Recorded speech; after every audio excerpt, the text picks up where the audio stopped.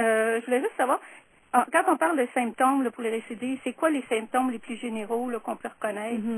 Bon, Faut faire attention. ouais, c'est une bonne question parce que c'est pas toujours évident. Hein? Bon, évidemment, le gonflement de l'abdomen, qui est généralement un signe, que vous connaissez sûrement, qui est lorsqu'on a de l'eau dans le ventre, comme de l'acide. Donc, la patiente qui dit, mon Dieu, mais je suis capable d'attacher mon linge, puis je l'attachais correct la semaine passée, c'est pas normal. Souvent, c'est des changements justement au niveau de la fonction des intestins. C'est que la patiente dit, moi, normalement, je vois très bien l'acide, puis là, je suis constipée, ça ne veut plus du tout, j'ai des crampes, j'ai mal au ventre. Ça peut être des signes et symptômes.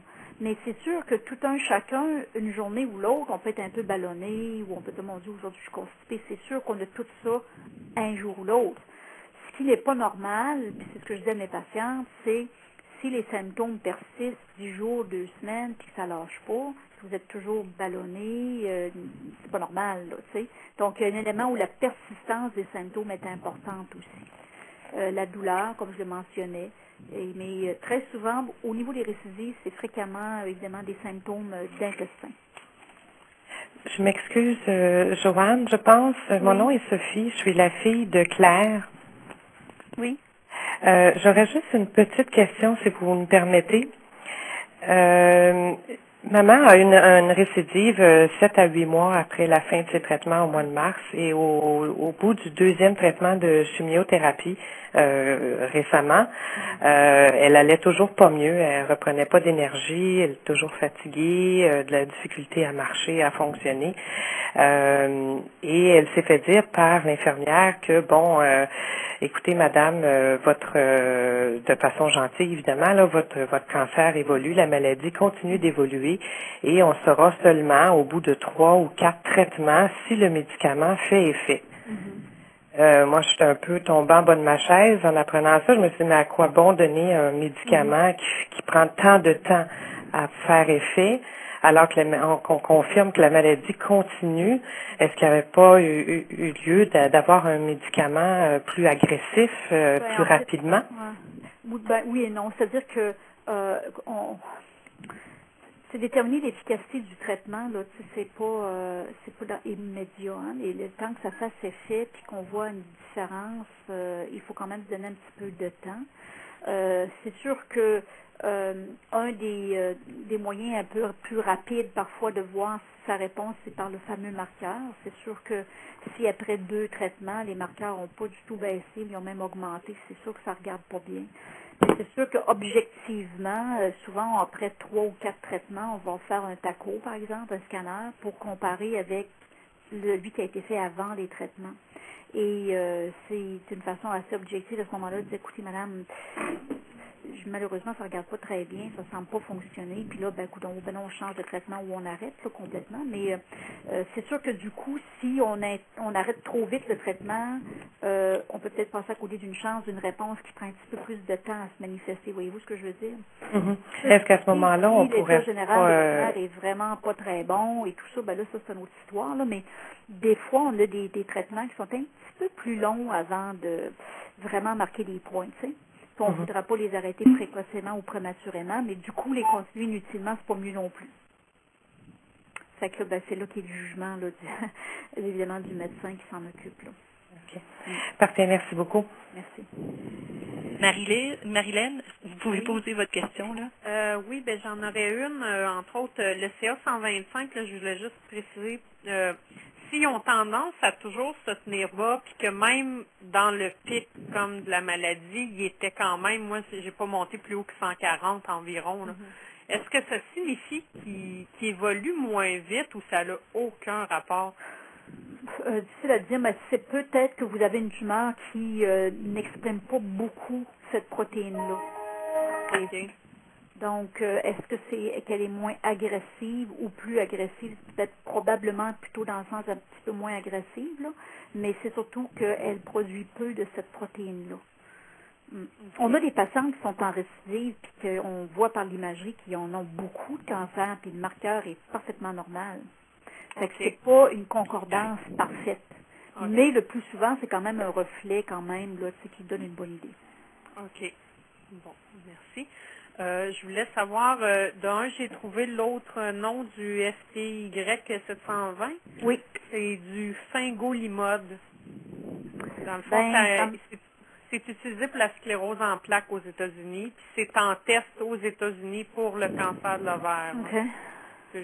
Peut-être que ça vous dit pas plus sur rien, Ben c'est pas non, grave. ça me dit pas plus sur rien, mais ça m'intéresse. Je vais faire des petites recherches aussi. OK. Bon, si vous voulez nous en faire part au pire sur le site du cancer de l'ovaire éventuellement, je suis sûre que je ne serais pas la seule à être intéressée, là.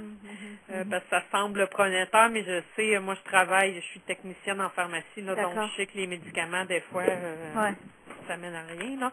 Puis ma dernière question, c'était par rapport aux produits naturels. Moi, je prends de l'herbe de blé puis de la chlorophylle, puis tu sais, les médecins ne sont pas tous d'accord. Il y en a qui disent oui, c'est correct. Mes pharmaciens, eux autres, disent que d'après eux, il n'y a pas de problème. Fait que je me demandais qu'est-ce que vous en pensiez, vous. Écoutez, c'est bien difficile, hein? C'est parce que nos connaissances, pour être vraiment honnête, nos connaissances sont un peu déficientes, même beaucoup déficientes. Et on est un peu partagé entre le fait de dire, ben mon Dieu, si ça peut aider, prenez-en, mais est-ce que ça peut nuire? C'est ça qu'il faut faire attention. Est-ce que ça peut aussi interférer avec, comme vous savez, des fois, les produits naturels peuvent interférer de façon significative avec des médicaments que vous prenez. Fait qu'il ne faut pas penser que parce que les produits naturels, que c'est des produits banals et qui ne sont pas dangereux. Et ça, là-dessus, nos patientes ont souvent l'impression que c'est pas dangereux. Il faut faire attention. Moi, je suis assez partagée dans la mesure où je m'oppose pas, je laisse un petit peu les patients faire leurs recherches là-dessus, parce que moi, je n'y connais pas de façon très, très particulière. J'ai plutôt tendance à opter pour le naturel dans le sens de dire une bonne alimentation. Comprenez-vous ce que je veux dire? Plutôt que, Puis je trouve que des fois, les patients mettent beaucoup, beaucoup d'argent sur ces produits-là, avec des évidences qui ne sont pas toujours très solides. Tu sais ce que je veux dire? Mais je comprends, on s'accroche à tout. Hein? Mais je pense que ça devient un petit peu qu'il faut faire notre recherche. Hein? Faut fouiller. Ben, tu sais, j'ai vu beaucoup de produits, comme vous dites, puis tu sais, effectivement, il y en a à des prix démesurés. Ceux-là sont plutôt accessibles, je dirais quand même. Puis tu sais, j'ai fait quand même des recherches, comme je l'ai dit, sérieuses avec mes confrères qui sont pharmaciens. Parce que vous avez de l'herbe de blé, jusqu'à un certain point, c'est un germe de blé. Là, donc, je me dis, c'est pas pire que de manger de la salade jusqu'à un certain point. Oui, tout à fait. Oui, parce que j'en prends pas non plus des quantités. Moi, je prends pas autant qu'ils disent de prendre. Moi, je suis quelqu'un de raisonnable. Là, que je suis juste. J'ai l'impression que... j'ai l'impression que quand même, du point de vue, entre autres, digestion, les intestins, J'aurais l'impression que ça peut régulariser le transit parce que généralement le germe de blé. Mais l'autre chose, des fois que je fais dire aux patients, de se faire attention parce que on a le réflexe de dire ben si ça c'est bon, si j'en prends beaucoup, ça va être meilleur. Tu sais. Ah non, mais je fais pas ça moi. Et puis là on se retrouve avec des patients en diarrhée puis en toutes sortes d'affaires puis on comprend pas pourquoi. C'est ce que je veux dire. Donc faut y aller avec du gros bon sens, je pense. Oui. Puis la chlorophylle, ben on n'a trouvé aucun interaction négative. D'accord. Puis dans le fond, ça aussi, je prends comme pas, moi, je suis pas dans l'excès, là. Oui, tout à fait. Je prends beaucoup aussi, je mange beaucoup de fruits, de légumes. Exact. Vous avez dans ça. Moi, je vais chercher, c'est ça, de tout ce qui est beau un peu dans la nature, mais moi, je crois beaucoup aux médicaments aussi, je travaille là-dedans, là. Fait que, je voulais juste voir votre avis. Dans le fond, je sais que ça va toujours être partagé, puis qu'il n'y a jamais personne qui va me dire, moi, je suis certain, là, que c'est merveilleux, là. Mais, je voulais voir qu'est-ce que vous en pensez un peu de votre côté, là. Ça répond pas mal à toutes mes questions. Je ne sais pas si mon frère et mon père qui sont à l'écoute avaient des questions de leur côté. Là. Ah ben moi, il y avait juste le traitement, je suis le père, que le docteur Béliveau a sorti, je crois, là, c'est pour aider à passer les barrières. Puis on avait dit que c'était pour le cancer du cerveau, mais on s'est aperçu que c'était bon pour les ovaires. Est-ce qu'il y a une façon de savoir où ces traitements-là se donnent? Je sais que 5 places aux États-Unis. Oui, je connais Dr. Béliveau. J'ai plutôt tendance à respecter le sérieux de son travail. Je sais qu'il est à la tête d'une chaire en neurochirurgie ou en neuro quelque chose. Donc, je pense que c'est quelqu'un de sérieux. Évidemment, je ne sais pas exactement où sont rendus l'état de ces études sur le produit en question dans le cancer de l'ovaire spécifiquement. Au niveau du cancer du cerveau, il semblerait que ça serait prometteur, tu sais. Mais pour l'ovaire spécifiquement, je ne sais pas. Je sais que nous, en tout cas, on n'a pas participé à d'études pilotes, mais peut-être Montréal, oui, je ne sais pas. Je ne sais pas. Est-ce que vous savez le nom du produit ou? Non, ça m'échappe. Non, OK. Ben, je vais faire des recherches, là, c'est correct.